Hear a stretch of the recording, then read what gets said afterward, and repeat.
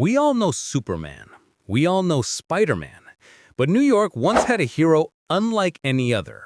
No powers, no strength, just kindness. This is the story of Kindman.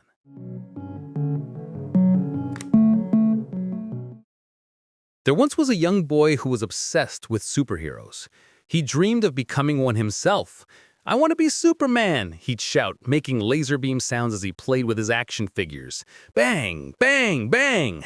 He spent countless hours watching superhero movies, and his favorite character was, you guessed it, Superman. He was always on a quest, trying to figure out how to become a superhero in real life. But no matter how hard he searched, he could never find the answer.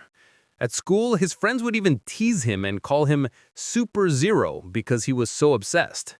As he got older, he finally came to a difficult realization. Getting superpowers wasn't something that could actually happen. The intense passion he had as a child faded a bit, but his love for the genre never died. He continued to buy and read every superhero comic and book he could get his hands on. One day, while walking home from work, he saw an elderly woman lying on the sidewalk in a quiet, deserted area.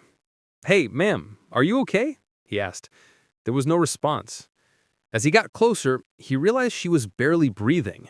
Without hesitation, he scooped her up and carried her to the nearest hospital. A doctor met him at the emergency room and told him the woman was going to be just fine. "You did a great job, son," the doctor said. "She was having a heart attack. If you had been even a few minutes later, she might not have made it. Well done." When he went to see the old woman, she thanked him profusely. "You are my superhero, son," she said. "Thank you so much for your kindness." Those words hit him harder than any punch. He'd spent his whole life dreaming of becoming a superhero, and now he finally had been called one. He practically floated all the way home, his heart full of pure joy. At that moment, he decided he was a superhero. He rushed inside, pulled out some clothes, and created his own superhero suit. And he gave himself a name, Kindman. That's right, he had no super strength, no super speed, and no fancy superpowers. He just had super kindness. He believed that all heroes, no matter their abilities, shared the same goal, to help others. And he knew that was a mission he could dedicate his life to.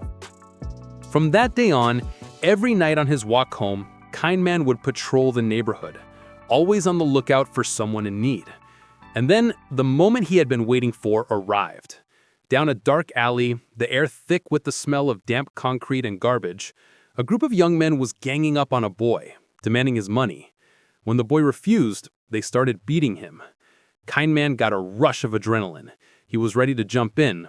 But first, he did the smartest thing he could do. He pulled out his phone and called 911. "Hello, 911. What's your emergency?" "There's a group of guys beating up a boy on 13th Street. Please hurry." Then, taking a deep breath, he decided to get involved. He stepped out of the shadows. I can do this. I'm Kindman," he whispered to himself. "Hey guys, what are you doing? Leave him alone," Kindman shouted, his voice shaky but firm. One of the gang members sneered. "This doesn't concern you. Get out of here unless you want to get hurt too." Kindman knew he had to stall for time until the police arrived. "Don't do this, it's not worth it. How much money do you want? I'll give it to you." $500. You got that on you?" the man challenged. "I do, but you'll have to get it from me." He grabbed the metal pipe on the ground. "I'll give you everything I worked for if you want my money." He waved it in the air, trying to look intimidating. But the gang was too much for him. They quickly overwhelmed him, the blows landing with a sickening thud and a sharp pain. They finally got a hold of his bag, but when they looked inside, they only found $30. Enraged, they beat him even worse. Suddenly, the distant wail of police sirens grew louder, their flashing lights filling the alley. The gang members froze, not knowing where to run, and were quickly arrested. The police captain walked over to Kindman, who was bruised and battered. "You're a very brave young man," the captain said. "We've been tracking these guys for a month. Your courage and kindness are incredible. What's your name, son?" The boy smiled through his pain. "I'm Kindman." The police captain looked confused for a second, then smiled. "All right, Kindman. Thanks again for your kindness." Kindman was sore for days, but his heart was full. He had stood up for someone else, just like the heroes he admired. The police captain's words replayed in his mind. "Your courage and kindness are incredible." He knew then that this was his purpose. Kindman's legend wasn't built on punches or power, but on quiet, everyday kindness. He became the guy who'd grab a person's groceries when their bags split. He'd sit with a homeless man on a park bench and share a coffee. He was the neighborhood's silent protector, the hero no one expected, the one with no powers, just a big heart. One freezing winter night, Kindman was heading home, the wind biting at his face. A fire alarm blared from a small apartment building down the street.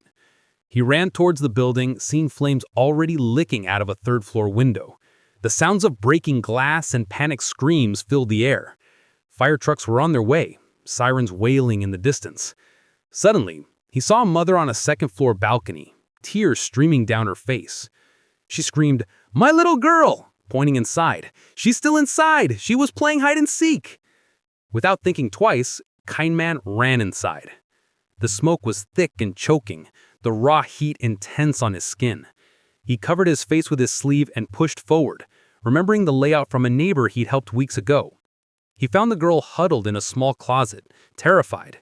He scooped her up and turned to leave, but a flaming piece of the ceiling fell, blocking his path. He scrambled to find another way, the intense heat overwhelming him. He could barely see. Just as the fire department arrived and a firefighter burst through the door, Kindman shoved the little girl into his arms. "Take her!" he choked out, his lungs burning. "She's right here!" The firefighter grabbed the girl and carried her out to safety. A cheer erupted from the crowd as the little girl was reunited with her mother. The firefighters rushed inside, but the apartment was now fully engulfed. They found Kindman on the floor, his Kindman suit scorched and his body broken. He had no superpowers to save himself, no enhanced durability to withstand the blaze. He was just a kind man who had given everything he had. On the local news that night, the reporter told the story of the unnamed hero who saved the little girl from a fire. The police captain from that night, now a detective, stood before the cameras. "We didn't know his real name, but we knew him as Kindman. He may not have had a cape, but he was a true hero. He proved that you don't need powers to be a hero, you just need kindness." The story of Kindman's selfless act spread quickly. New Yorkers were moved by the story of a man who asked for nothing in return. They began to share stories of their own encounters with him. The old woman he helped carry groceries, the lost dog he returned, the time he paid for a stranger's meal. The city felt his absence, but his spirit of kindness lived on. Months later, the city council voted unanimously to build a statue in his honor. It was unveiled in a small park near the hospital where he had saved the old woman. The statue of Kindman wasn't a muscular figure in a suit and a cape. Instead, it showed a simple man in a hoodie, holding a hand out to someone in need. A plaque at its base read, "In memory of Kindman, a true hero who taught us that the greatest power of all is kindness." People from all over the city came to see it. It became a reminder that anyone, with or without powers, can make a difference. The statue of Kindman stood as a quiet beacon, a permanent tribute to the everyday superhero who lived and died by a simple, profound truth, that helping others is the most heroic thing you can do.